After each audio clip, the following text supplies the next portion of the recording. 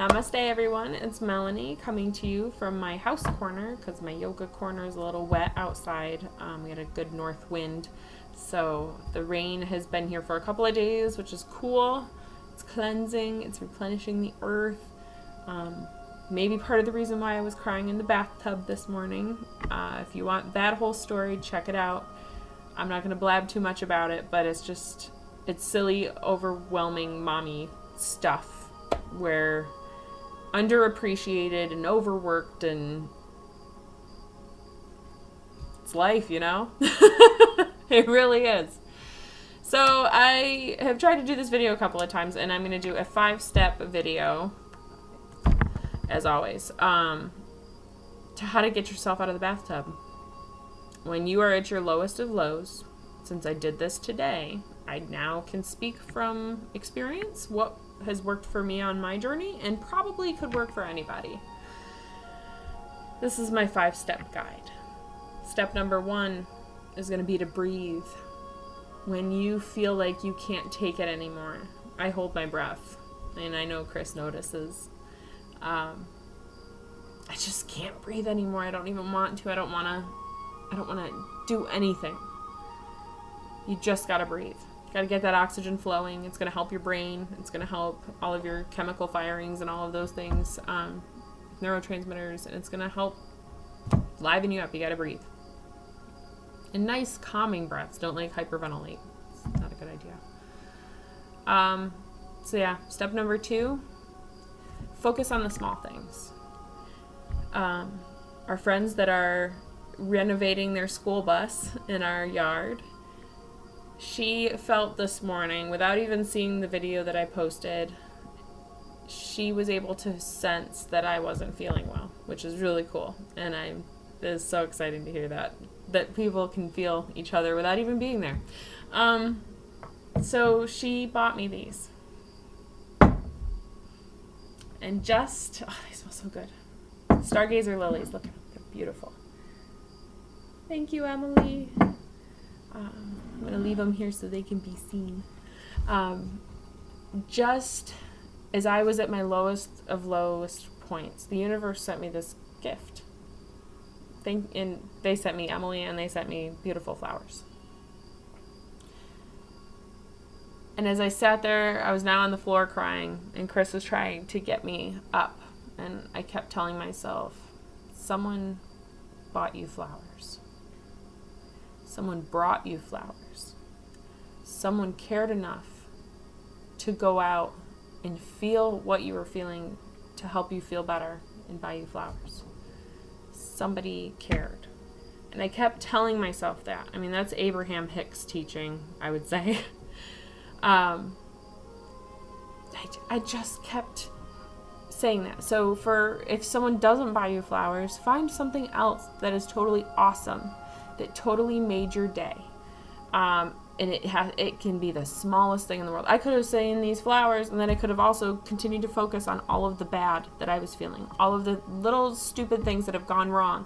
I could have continued to focus on that, but I chose to focus on these and to see them visually in my head and to smell them while I was even away from them. It just blossomed my senses and was so helpful. And I just focused on that. So focus on one small thing. I could have looked at all of the bad things, the 95% bad, or I could focus on the 5% good. And I kept telling myself as well, I have beautiful, healthy girls. I have a wonderful family. Don't feel this way. It's not worth it. And I kept pushing. Step number 3, get out in nature. I almost didn't get in the car. And Chris really encouraged me. These flowers encouraged me. And I went out in nature and I took a walk. I was bummed because I'm from upstate New York. And where we're from, I can drive 10 miles in any direction and get to a state park that's phenomenal with waterfalls and awesome trails. And down here, it's more limited when it comes to that kind of stuff. They're getting on board, but with the one vehicle situation right now, it's just been tough trying to find a place like that within a reasonable driving distance because it's a big gas guzzler too. So I was bummed about that, but I did it anyways. And I also am bummed about it because for me, as a vegan, where I'm at in my life, I do not feel comfortable placing a collar and a leash on my dogs anymore to drag them around and tell them where we're going to go. They have mentalities of children. We all know this. And they will act as they are my children, and they are referred to as my children now. And now they walk with us, and they know the rules. So when I want to go to a place that's outdoors, I want Penelope and Huckleberry to be able to experience everything and to smell things and not feel so claustrophobic that we're going to hurt somebody or bother somebody or something's going to happen. I want to be away. I want to get away. And it's hard to do that here, but that's where we live. And so I'm coping. And we went on this beautiful walk next to the Sound, and we passed by some beautiful houses. And we met some really amazing people, a few. And people that smiled and were happy. And this one man complimented me for not having my dog on a leash. And I was like, well, that's a gift from the universe there. Because I often encounter people that are mean to me because I choose not to have my dog on a leash. And he complimented me. And he said how well behaved she was. And to know this dog 8-9 months ago, when cops were being called because of her and her followers, it's just mind-blowing to see a difference. So anyways, getting out into nature, we saw 30 or 40 butterflies, different species, a lot of monarchs. We saw many different bird varieties. We saw huge white cranes. I don't know their exact name. Just beautiful, beautiful. And it was very quiet and peaceful. And I walked with her for an hour and a half. And we walked and walked and walked and stopped at one place.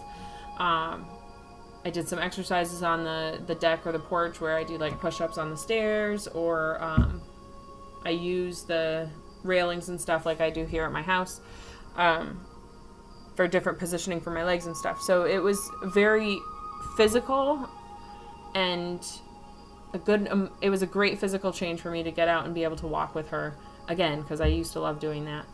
And a lot of emotional and mental repair happened. And I listened to Abraham Hicks on YouTube as I walked as well, and that in itself is so inspiring and so helpful to just rewording things that are going on in your life and realizing that everything's a lesson. That to me was that really did help. So I can leave a link below to Abraham Hicks and get y'all started on that because it's phenomenal. And she's a little bit out there, but it's right up my alley. It's right up my alley. So that was step number 3, get out in nature. Step number 4 is going to be do something for somebody else. I'm sorry. That's step number 5. We're going to go back. Step number 4 is going to be meditate. Even after going out in nature, I still had a headache. I didn't feel good. I felt emotionally, mentally, and physically exhausted. And I got home. I made the girls their lunch. We had a tryptophan boosting meal full of omegas from walnuts and chia seeds and oatmeal. And I made a thicker smoothie to mix in with the oatmeal, and the girls love it, with bananas and peaches and limes. And there was something else in there. Peaches and limes. Yeah.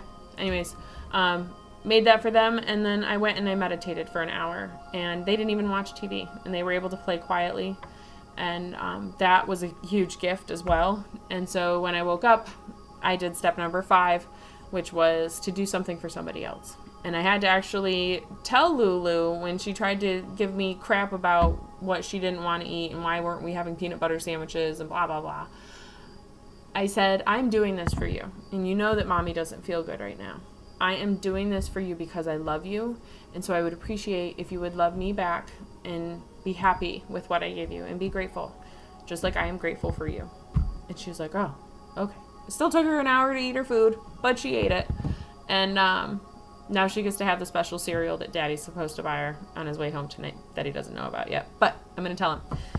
So, everybody, life sucks sometimes. And sometimes we are stuck in a bathtub sobbing our brains out. Like, but we need to breathe. We need to focus on the small things. We need to get out in nature. We need to meditate. And we need to do and give for others. And with those 5 steps, you can really pull yourself out of everything and anything. So I hope you all have a wonderful day.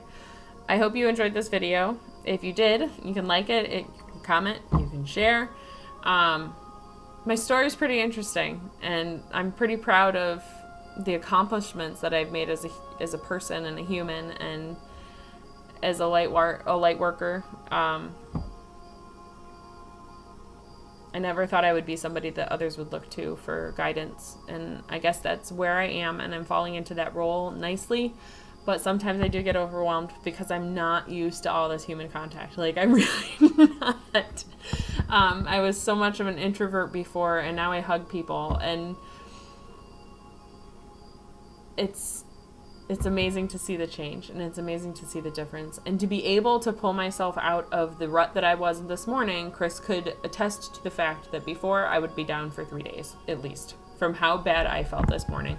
Normally, I would have been down and out for 3 days. And today, I was down and out for a couple of hours. And now here I am, living it up, living the dream, you know, getting flowers from friends. Is something that, like, I haven't had those.